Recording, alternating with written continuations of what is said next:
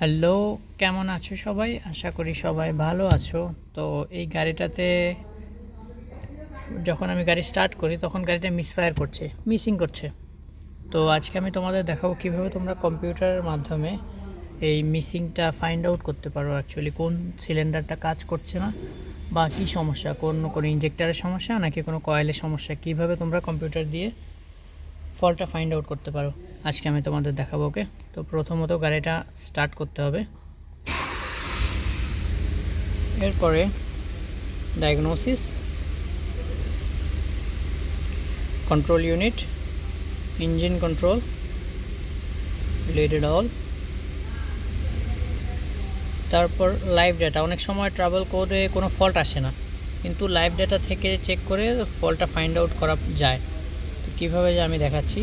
তো লাইভ ডাটাতে যাও, এরপরে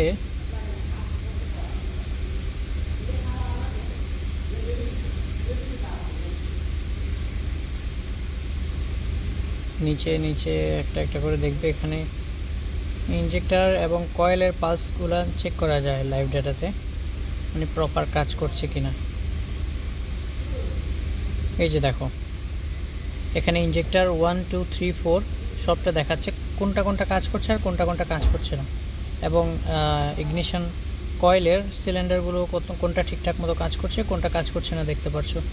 তো এখানে দেখা যাচ্ছে যে দেখো 1820 যেহেতু সব ঠিকঠাক কাজ করছে ইগনিশন কয়েলের সিলিন্ডারগুলো, কিন্তু ইঞ্জেক্টারগুলো 1 2 3 4th নাম্বার ইঞ্জেক্টর ঠিকঠাক কাজ করছে না। দেখো এটা বন্ধ আছে, 4 নাম্বার ইঞ্জেক্টরটা। উপরের তিনটে কিন্তু ঠিকঠাকভাবে কাজ করছে, কিন্তু 4 নাম্বার সিলিন্ডারটা কাজ করছে না। ওকে, তো এর মানে হচ্ছে এই গাড়ির 1 2 3 4 এই 4 নাম্বার ইঞ্জেক্টরটাতে সমস্যা আছে। তো কী করতে হবে, এই ইঞ্জেক্টরটা রিপ্লেস করতে হবে, আর রিপ্লেস করার পরে ইনশাল্লাহ গাড়ি ঠিক হয়ে যাবে। ওকে, তার মানে এই ইঞ্জেক্টরের সমস্যা আছে, যেহেতু লাইভ ডাটাতে এই ইঞ্জেক্টরটা ঠিকঠাক মতো কাজ করছে না।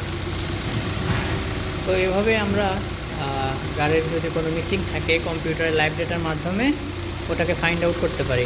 ওকে,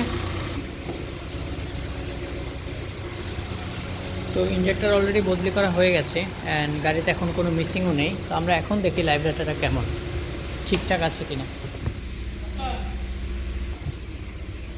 তো এখন দেখতে পাচ্ছ যে ইঞ্জেক্টর 1 2 3 এখন দেখো 4 নাম্বারটা ঠিকঠাক কাজ করছে।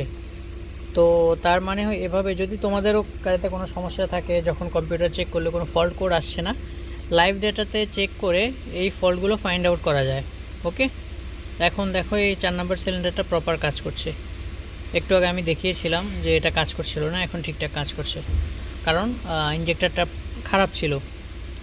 তো এভাবে এটা হচ্ছে সিলিন্ডার 1 2 3 4 ইগনিশন কয়েল। এটাও তোমরা চেক করতে পারো কোনটা ঠিকঠাক কাজ করছে বা ঠিকঠাক কাজ করছে না। ওকে, থ্যাংক ইউ।